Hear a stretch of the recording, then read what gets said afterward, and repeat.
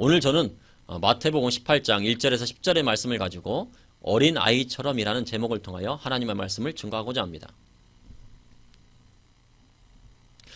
오늘은 어린이날입니다. 방정환 선생님이 어린이날을 지정한 이래 오늘까지 제99회 어린이날을 맞게 되었습니다.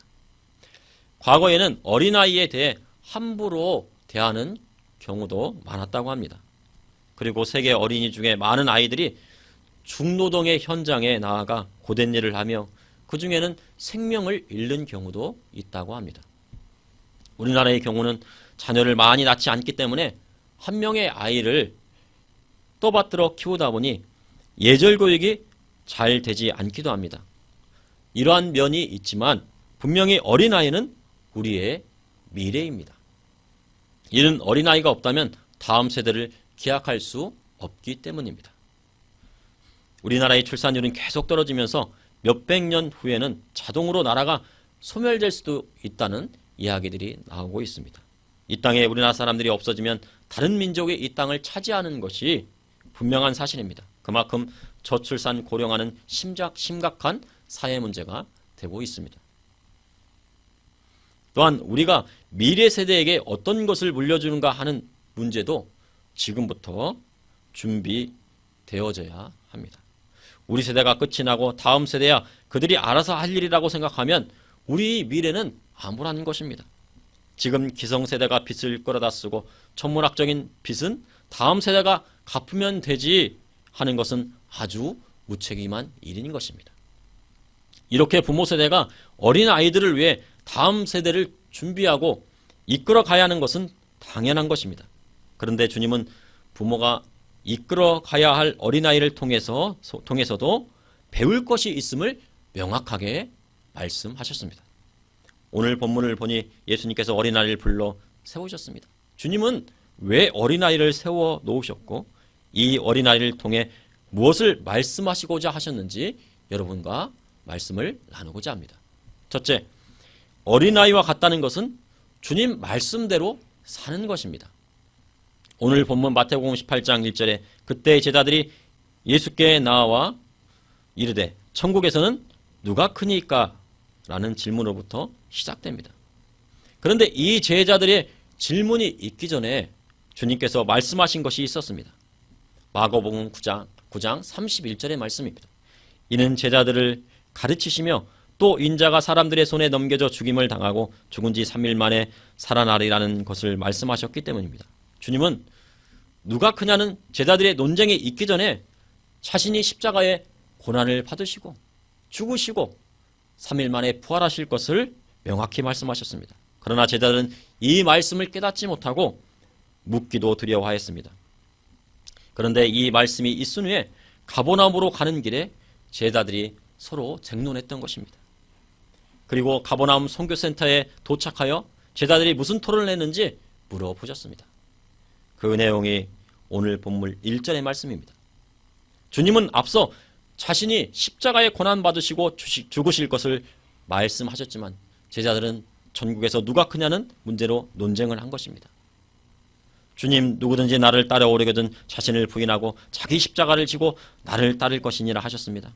그러나 제자들은 주님의 죽음과 부활에 관심이 없고 하나님 나라가 이 땅에 회복되면 누가 높은 자리에 올라가게 될지에 대해서만 궁금했던 것입니다. 어느 날 세베대의 아들 야고보와 요한의 어머니가 와서 자기의 아들들을 높은 자리에 올려주기를 예수님께 간구하러 온 적이 있었습니다. 그러한 청탁을 제자들이 보고 서로들 분개하였습니다. 이렇게 제자들이 천국에서 누가 크니까? 라는 질문에 예수님은 한 어린아이를 불러 그들 가운데 세우시고 말씀하신 것입니다. 이르시되 진실로 너희에게 이르노니 너희가 돌이켜 어린아이들과 같이 되지 아니하면 결탄코 천국에 들어가지 못하리라 말씀하셨습니다. 주님은 어린아이들과 같이 되지 않으면 결코 천국에 들어가지 못함을 강조하여 말씀하셨습니다. 그런데 이 말씀 안에는 너희가 돌이켜가 나옵니다. 돌이켜 어린아이들과 같이 되지 아니하면, 돌이켜란 헬라어 스트레포로 돌아서다라는 뜻입니다. 잘못된 생각이나 생활 습관을 버리고 바꾸어 변화되는 것을 뜻합니다. 다시 말하면 현재의 잘못된 생각을 버리고 어린아이와 같이 되어야 한다는 말씀입니다. 이 돌이킴에는 중생과 거듭남이 내포되어 있는 것입니다. 그래서 돌이켜 어린아이와 같이 되어야 천국에 들어갈 수 있다고 말씀하신 것입니다. 어린아이의 특징은 무엇입니까? 어린아이는 부모를 전적으로 의지하고 따릅니다. 어떤 학자는 왜 아기는 엄마를 좋아하는가에 대해서 그 물음에 대해 엄마는 아기의 생존에 필요한 먹을 것을 제공하기 때문이라고 말합니다. 어린아이는 걱정할 필요가 없습니다. 밖에 나가서 일할 필요가 없습니다. 부모님을 의지하고 살아가면 모든 의식주의 문제가 다 해결되기 때문입니다. 성도도 마찬가지입니다. 이전의 세상에서 살아가던 옛 풍습을 완전히 버리고 어린 아이처럼 주님만 따라가면 그분이 모든 것을 책임져 주시는 것입니다. 그러나 돌이키지 않고 주님을 따르지 않으면 천국에 들어갈 수 없습니다. 구약시대에 어린아이같이 마음으로 하나님을 따른 사람이 있었습니다. 그가 바로 믿음의 조상 아브라함입니다. 아브라함은 갈대인 우르에서 부모님 말씀에 순종하며 살았습니다. 그리고 우상이 가득한 곳에서 하나님을 믿는 신앙을 지켜냈습니다. 그리고 아버지가 돌아가시자 가나안 땅으로 가게 되었습니다. 아브라함은 장막 생활을 하며 하나님께서 가라 하신 땅으로 향한 것입니다. 1000km가 넘고 아무 연고도 없는 곳에 하나님만 의지하고 나아간 것이 바로 어린 아이와 같은 신앙인 것입니다. 아브라함은 한 곳에 집을 짓고 산 것이 아닙니다. 장막을 짓고 하나님께서 명령하신 곳으로 이동했던 것입니다. 또한 아브라함은 소유가 많아지자 조카 롯이 분가하게 됩니다. 아브라함은 조카 롯에게 내가 좌하면 나는 우하고 내가 우하면 나는 좌하리라고 말을 합니다. 그랬더니 롯이 온 땅이 물이 넉넉하고 여호와의 동산 같은 요단 온 지역을 택하고 동으로 이동하여 소알 땅에 있는 소돔성으로 들어가게 됩니다. 그러니 아브라함은 반대로 황량하고 척박한 서쪽 땅으로 이동하게 된 것입니다. 풍요로운 땅을 택했던 롯은 음란 도시인 소돔에 정착하여 살게 됩니다. 그리고 두 딸은 소돔성의 음란 문화에 동화되고 맙니다. 도시 자체에 음란이 보편되어 있으니 롯의 자녀들은 하나님의 말씀대로 양육되지 못했던 것입니다. 그래도 롯만은 아브라함의 신앙을 이어받아서 소돔성 사람들이 악을 행한 것에 대해서 지적하였습니다. 그러나 소돔성에 내려진 하나님의 심판은 막을 수가 없었습니다. 그리고 롯의 아내는 탈출하는 과정에서 이 소돔성에 놓고 온 재물들이 생각나 뒤를 돌아보다 소금기둥이 되고 맙니다. 믿음이란 아브라함처럼 하나님의 말씀을 지키기 위해 비록 좋지 않은 환경일지라도 어린아이와 같이 찾아가는 것입니다. 이 지역이 음란이 창궐하면 다른 지역으로 옮긴 지역이 죄악으로 넘쳐나면 하나님께서 명하신 곳으로 다시 옮기는 것이 믿음입니다. 4000년 전에 아브라함이 거부이었음에도 자신의 신앙을 지키기 위해 장막 생활을 했고 월세살이를 한 것입니다. 이것이 바로 어린아이와 같은 믿음인 것입니다. 그러니 어린아이와 같이 산다는 것은 어떠한 어려운 환경이 있다 할지라도 자신의 신앙을 지키기 위해 주님 말씀을 따르는 것입니다. 내가 비록 지금 어렵고 물질적인 손해를 보더라도 그리스도의 복음의 말씀대로 살기 위해 손해를 감수하는 것이 바로 신앙인 것입니다. 그리스도를 믿는 신앙은 하나님 앞에 나아가 예배하고 기도하고 찬양하는 것이 믿음이며 더 나아가 하나님의 말씀대로 삶을 살아갈 때에 바로 믿음 생활을 하는 것입니다. 그러므로 어린아이와 같이 산다는 것은 주님 말씀대로 살아가는 것입니다. 둘째, 어린아이 같이 낮추고 겸손한 자가 천국에서 큰 자입니다. 마태복음 18장 4절에 그러므로 누구든지 이 어린아이와 같이 자기를 낮추는 사람이 천국에서 큰 자니라. 어린아이는 부모를 전적으로 의지하지 않고는 세상에서 살아갈 수 없습니다. 그래서 부모님을 전적으로 의지하고 자신에게 필요한 것을 끊임없이 구하는 것입니다. 마태복음 7장 9절에서 11절에 너희 중에 누가 아들이 떡을 달라 하는데 돌을 주며 생선을 달라 하는데 뱀을 줄 사람이 있겠느냐. 너희가 악한 자라도 좋은 것으로 자식에게 줄 줄 알거든 하물며 하늘에 계신 너희 아버지께서 구하는 자에게 좋은 것으로 주시지 않겠느냐. 우리 하나님은 천지 만물을 치우시고 독생자 예수 그리스도를 십자가에 내어주기까지 우리를 사랑하사 예수님을 믿는 자마다 그의 자녀 삼으시는 선하신 하늘 아버지이신 것입니다. 그런데 뉴스를 보니 어떤 사람은 자녀를 학대하여 죽음으로 몰아가기도 한다는 안타까운 소식을 보게 됩니다. 이것은 아주 일부의 사람들입니다. 그런 징후에 이르러도 아이는 부모를 끝까지 믿고 따랐다고 하는 뉴스를 보게 되었습니다. 그 내용을 볼 때마다 마음이 안타까웠습니다.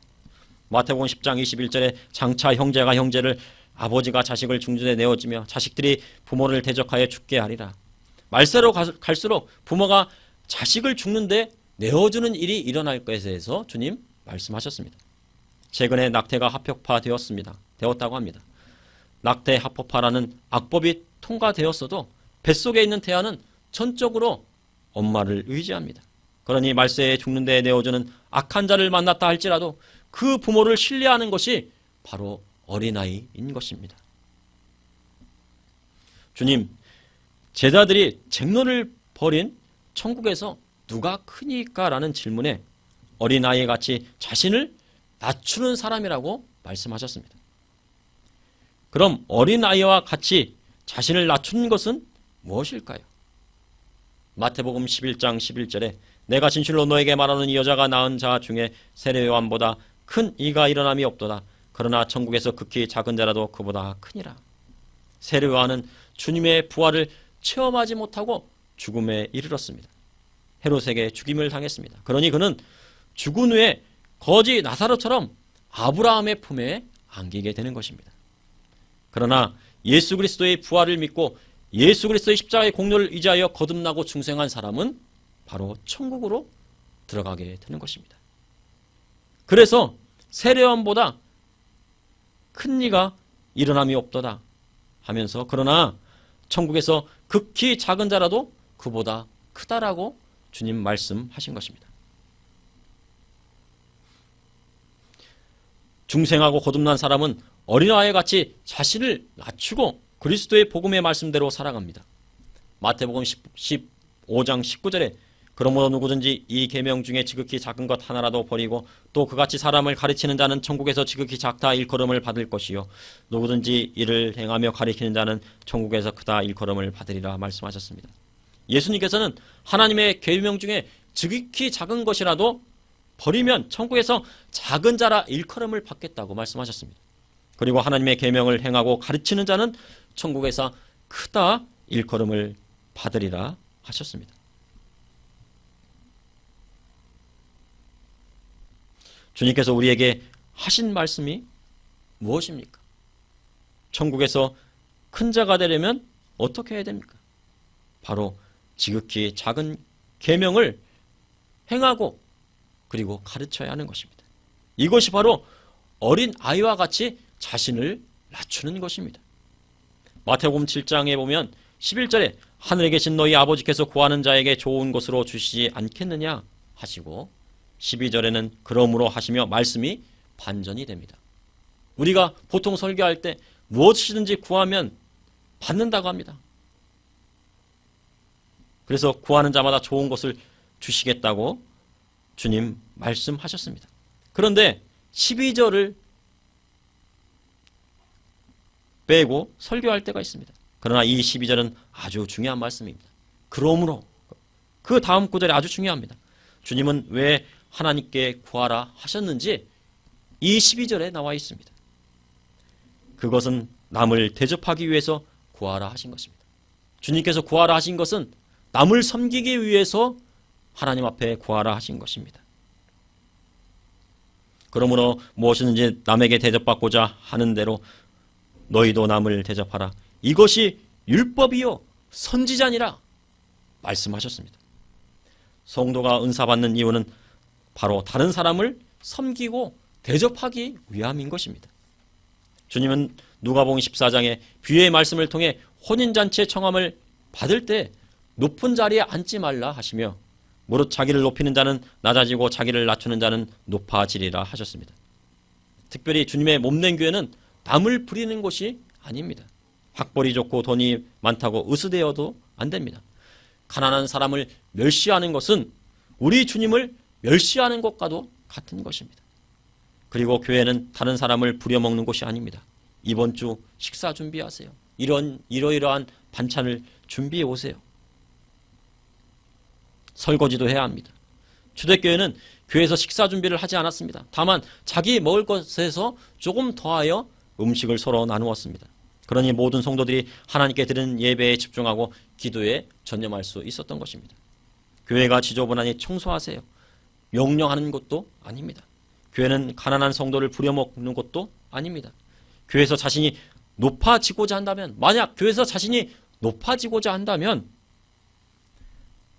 그러면 다른 사람을, 다른 성도를 섬기는 자가 되십시오.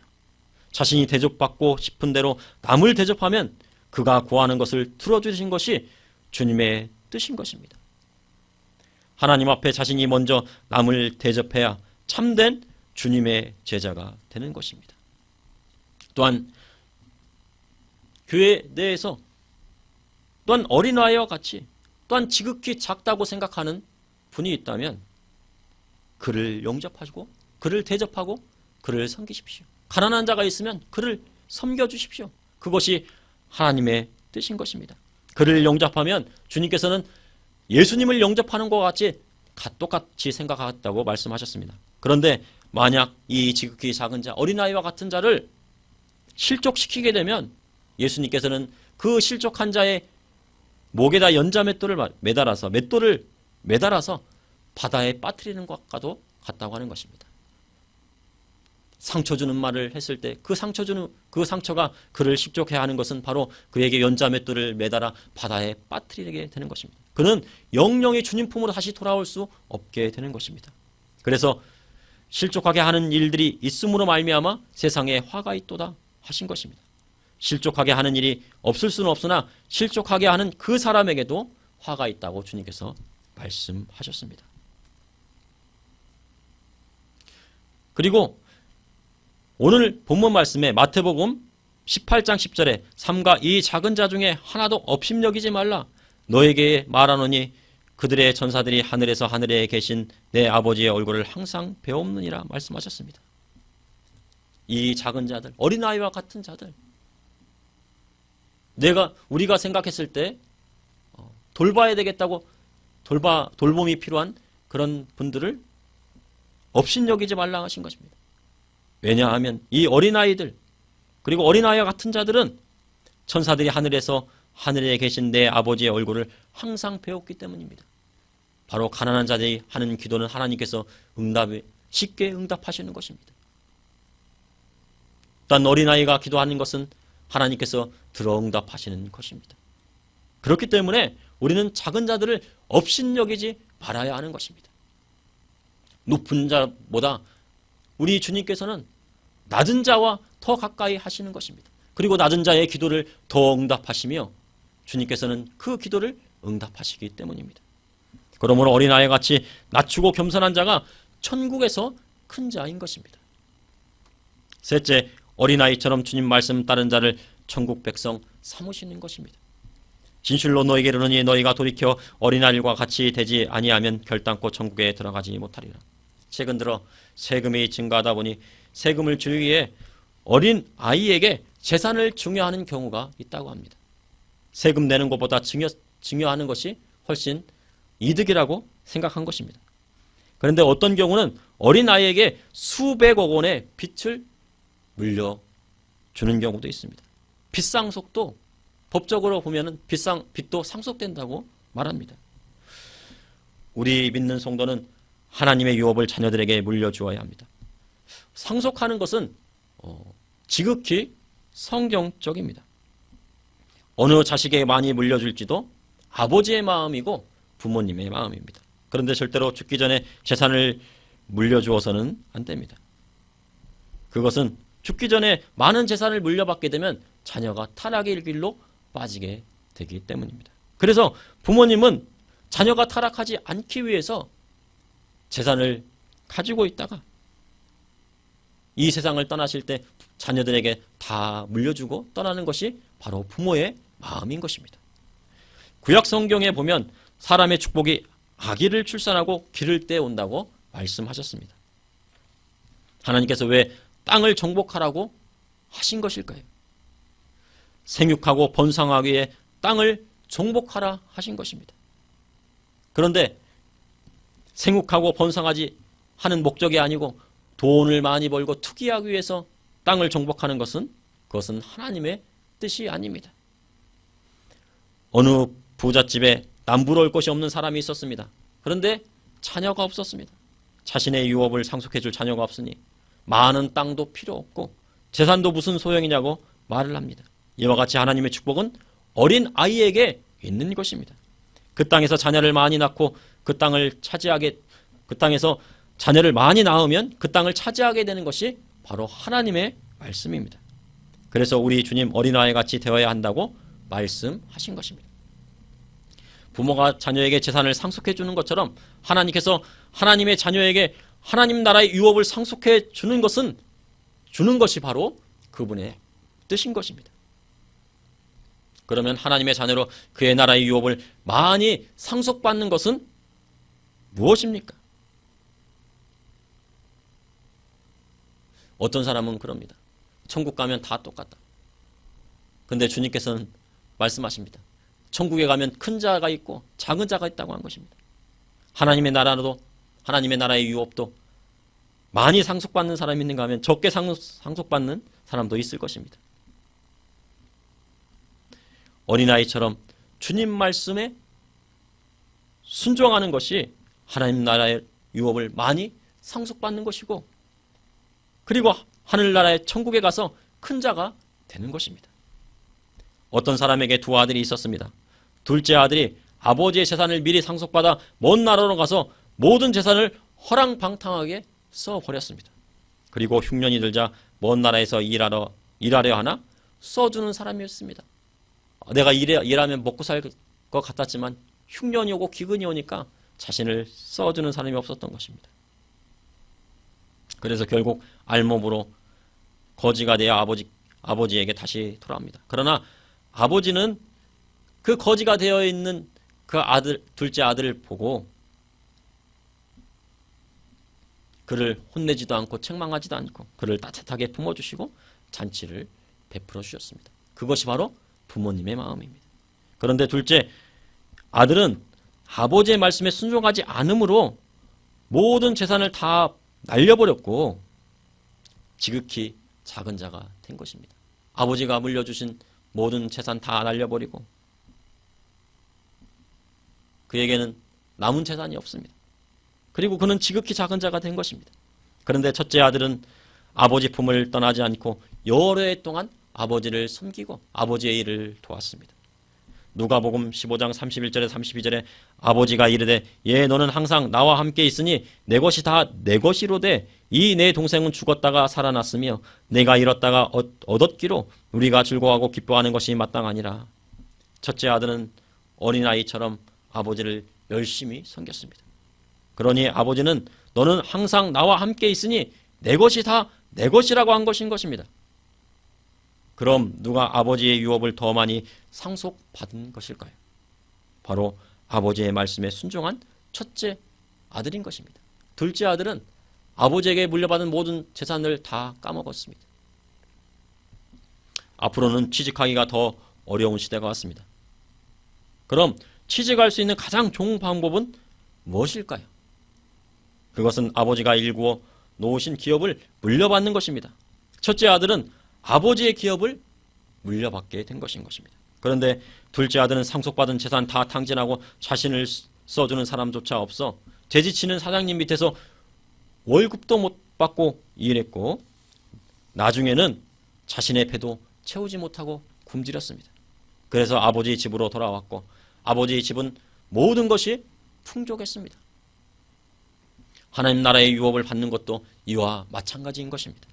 죽도록 일해도 먹을 것이 없는 것이 세상입니다. 그러니 하나님 아버지 품에 있지 않으면 하나님 나라의 유업을 받을 수가 없습니다. 그러나 주님 품에 있으면 천국 백성으로 영생을 누리게 하시는 것이 바로 주님의 뜻입니다. 어린아이는 모든 쓸 것을 부모님을 통해 얻습니다. 전적으로 아버지와 어머니를 의지합니다. 그래서 염려하지 않아도 되고 걱정할 필요도 없습니다. 다만 부모님 말씀에 순종하면 되는 것입니다. 하나님께서 여러분을 하나님 나라의 유업을 상속할 자로 택하여 주셨습니다. 그러므로 주님 붙잡고 그분의 말씀에 순종하십시오. 그리할 때 주님 그를 천국 백성 삼으시는 것입니다.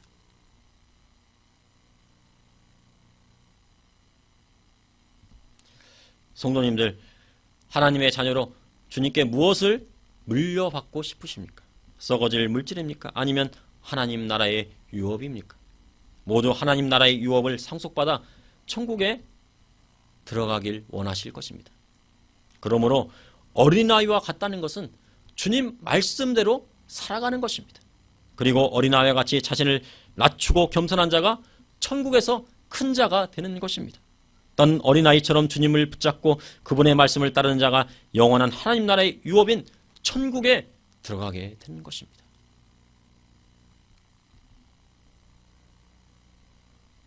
기도하시겠습니다. 아버지 하나님, 오늘도 하나님의 말씀을 허락하여 주심을 감사합니다. 주님, 우리가 어린아이 같은 믿음을 가지고 주님 말씀대로 살아가게 하여 주시고, 또한 이 세상에 살면서 어린아이 같이 자신을 낮추고 겸손하고 남을 섬기는 자가 되게 하여 주시고, 또한 지극히 작은 계명 하나라도 버리지 않고 그 모든 것들을 다 지켜 행하며 또한 우리 자녀들에게 가르치고 나아갈 수 있도록 인도하여 주셔서 전국에서 큰 자들이 될 수 있도록 주님 인도하여 주시고 인도하여 주시옵소서. 또한 어린 아이처럼 주님 붙잡고 우리 주님 말씀 따라 영원한 하나님 나라의 유업인 천국에 다 들어갈 수 있도록 주님께서 인도하여 주시고 인도하여 주시옵소서. 아버지 하나님, 세상이 악하고 세상이 아버지여 또한 점점 흉화하는 이때 주님, 우리 성도님들 아버지 하나님 구별된 삶을 살 수 있도록 인도하여 주시고 하나님의 말씀을 따라 살아갈 수 있도록 인도하여 주셔서 정결한 주님의 그리스도의 신부로 나아갈 수 있도록 인도하여 주시옵소서. 예수님 여러분에게 옵나이다. 아멘.